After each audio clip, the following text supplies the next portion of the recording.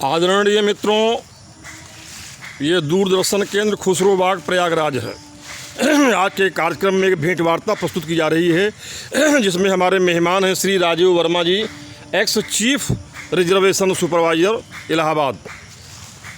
आप मेरे सामने मौजूद हैं।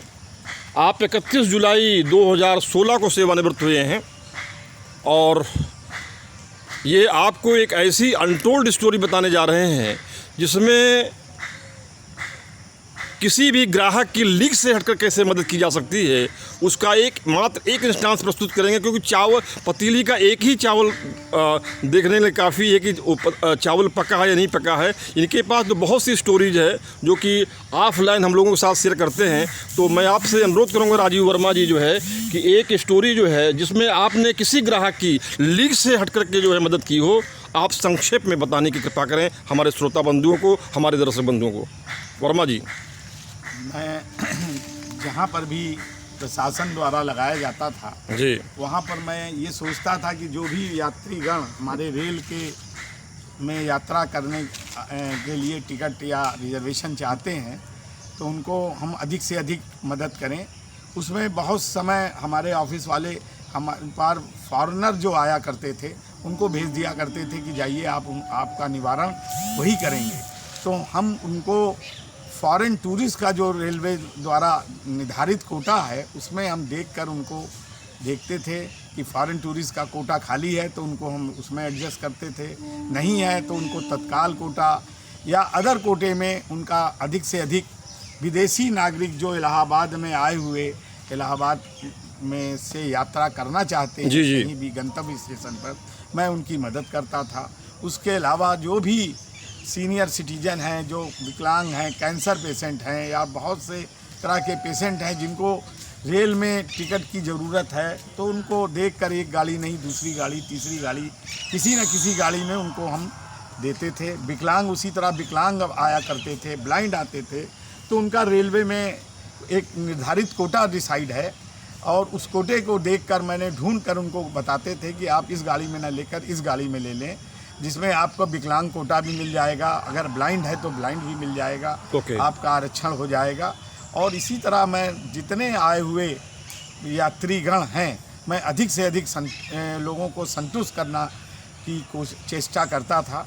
और समय समय पर प्रशासन ने भी इस चीज़ को ध्यान दिया और उन्होंने कई समय लोकल जो क्लबें हैं वो भी आके स्टेशन पर उन्होंने देखा, उसमें भी उन्होंने हमारी कार्य को प्रोत्साहन दिया। और हमने जब एक काउंटर पर 10, 20, 25 लोग 40 लोग का होता है, हमारे पास 200 के ऊपर मांग पत्र का मैंने निवारण किया है पर डे। और उससे सभी यात्रीगण हमसे काफ़ी जो आए हुए रेलवे में यात्रीगण हैं वो काफ़ी खुश रहा करते थे और हम ही से वो अपना आरक्षण की डिमांड करते थे कि आप ही हमको देख के कहीं ना कहीं रेल में जगह दें।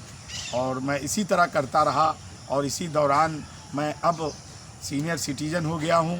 अब मुझे कोई कहता है कि आप बूढ़े हो गए हैं तो मैं कहता नहीं, मैं सीनियर सिटीजन हूँ।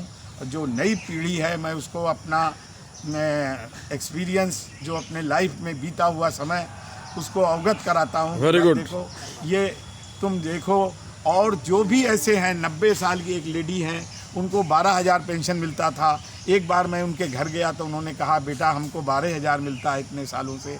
मैंने उसकी दौड़ धूप किया एजी ऑफिस में, इस समय उनको 20,000 रुपये के करीब मिल रहा है।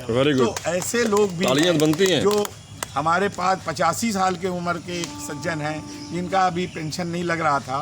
केसरवानी जी से मैंने बैंक से निकलवाया स्टेटमेंट और उस पर हमने उनकी लिखा पढ़ी किया। तो इसी तरह मैं देखता रहता हूँ, कोई अगर उसके आँख का ऑपरेशन है उसको नहीं दिखा पा रहा है डॉक्टर को, मैं वहाँ पर भी लेके जाता हूँ कि चलो हमारे साथ चलो डॉक्टर को दिखाओ। जो भी अच्छी मदद हो सकती है। रिटायरमेंट के बाद मैं इसी तरह अपने को व्यस्त रखता हूँ और मैं आगे भी यही चाहता हूँ कि हमें भगवान स्वस्थ जीवन दे और जिससे मैं लोगों की मदद करता रहूँ। और जो भी समाज में किसी प्रकार की परेशानी होती है और मुझे लगता है कि मैं इसको किसी अधिकारी गण के पास जाकर रख कर इसका निवारण कर सकता हूँ तो वहाँ तक मैं ज़रूर जाता हूँ और करने की कोशिश करता हूँ।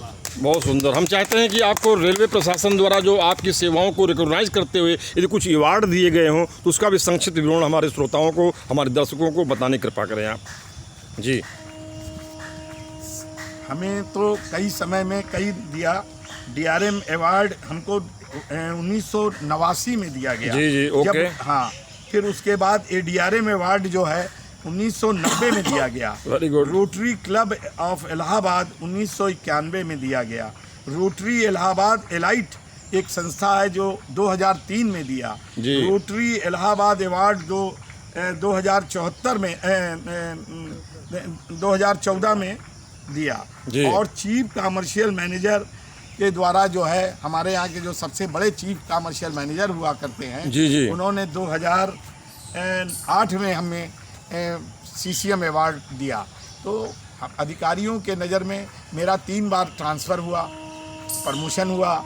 उसके बाद हमको 1 हफ्ते में कानपुर से इलाहाबाद किया गया। जी। मिर्ज़ापुर गए, 14 दिन में इलाहाबाद में आया। Very good। फिर अलीगढ़ मैं गया। जी। अलीगढ़ में भी 3 महीने में मैं इलाहाबाद मेरा स्थानांतरण हुआ। जी। इस तरह प्रशासन ने भी हमें सब सहयोग तरफ किया। से मदद किया। जी। और हमारे जितने प्रमोशन थे जी। उसको उन्होंने दिया भी। और हमें वहाँ पर मैंने वहाँ पर जाके अपना ग्रहण किया जी। पद को।